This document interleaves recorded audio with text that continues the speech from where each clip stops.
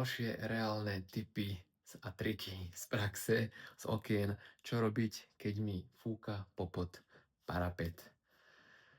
Najlepšie spravíte, keď si zavoláte odbornú pomoc na to, teda našich montážnikov z našej firmy, ale pokiaľ si to chcete robiť sami a nechcete, aby vám fúčalo, tak ja vám to poviem, ale nerobil by som to, lebo to môže spraviť znova. Či už je to vnútorný alebo vonkajší parapet, s veľkou pravdepodobnosťou to bude vnútorný parapet.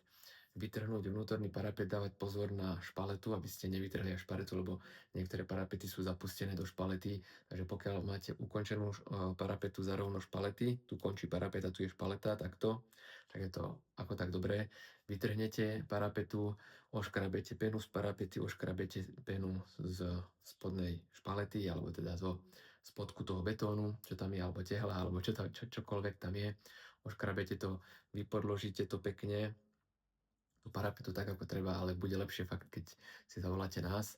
Vy podložíte to tak, aby to bolo v spáde trošku, tá parapeta, zapeníte tú parapetu poriadne, trochu zaťažíte a ešte by som presilikonoval ten spoj medzi parapetou a oknom. Hej, tuto je parapeta, tu končí okno, takto, tu je okno hore a vlastne tento spoj medzi parapetou a oknom by som ešte presilikonoval priesvitným silikónom, aby ste mali 100% istotu, že vám tade nefúči.